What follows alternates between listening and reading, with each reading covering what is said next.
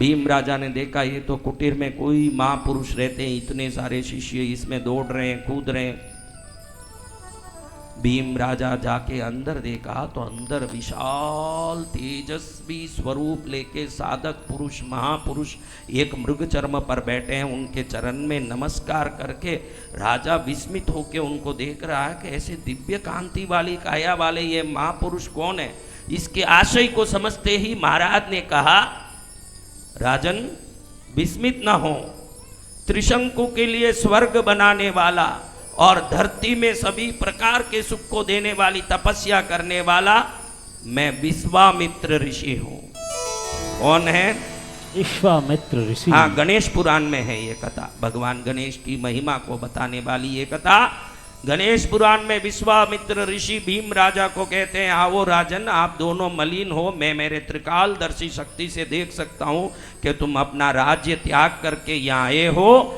थोड़ा सा यहाँ विश्राम करके भोजन करके अपने नए वस्त्र परिधान बदल के विश्राम करो, आगे यहीं रहो, यहाँ आपका ही घर, ये यहाँ आनंद से रह के साधना करो, तपस्या करो, आराधना करो।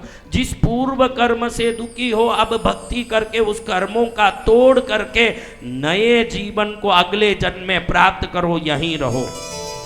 कौन कह रहे हैं? विश्वामित्र ऋषि। सुन के भीम राजा के आंख में पानी आ गया। कहाँ मैं राजा, सोने के महल में रहने वाला, सोने के पलंग में सोने वाला, आज ऋषि मुनि के चरण में लौटना पड़ रहा है। तुरंत विश्वामित्र ऋषि ने समझ लिया इसके मन की आशय क्या है।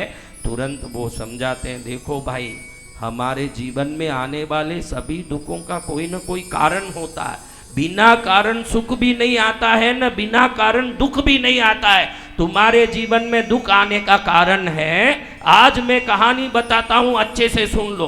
तुम्हारे पूर्वज अनेक पीढ़ी के पहले, आज से 7 पीढ़ी के पहले, भगवान गणेश के आशीर्वाद और प्रत्यक्ष वरदान पाके उनको वचन दिया था कि हे गणेश जी महाराज, आज से हमारी आगे की पीढ़ियां आपको ही कुल देवता के रूप में पूजा करेगी और आपकी भक्ति करेगी।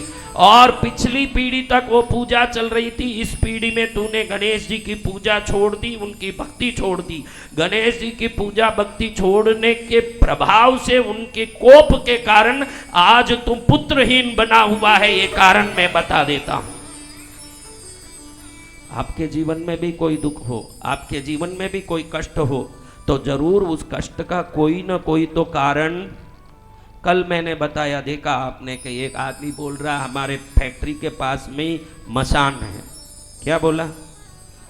मैंने क्या बोला? मसान से कोई लेना देना नहीं, लेकिन ईशान कोण में ट्रांसफार्मर है तुम्हारे फैक्ट्री में, तो वो ऊंचा होने के कारण ईशान ऊंचा हो गया तो उधर प्रोडक्शन एकदम ठंडा हो जाएगा। क्या हो जाएगा? तो वो देव कोप नहीं है, वो वास्तु दोष है। हमको मालूम नहीं पड़ता है कि कौन सा दोष किस प्रकार से हमको परेशान करता है। अगर समझ पड़ जाए तो हमारा कल्याण निश्चित ना हो जाए।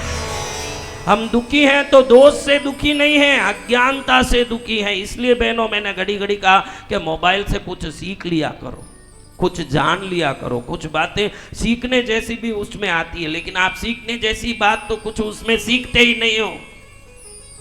हाँ, कौन कौन सीखने जैसी बात सीखते हैं? सब सीख रहे हैं। मैं मानूं ना, मैं मानूं तब ना।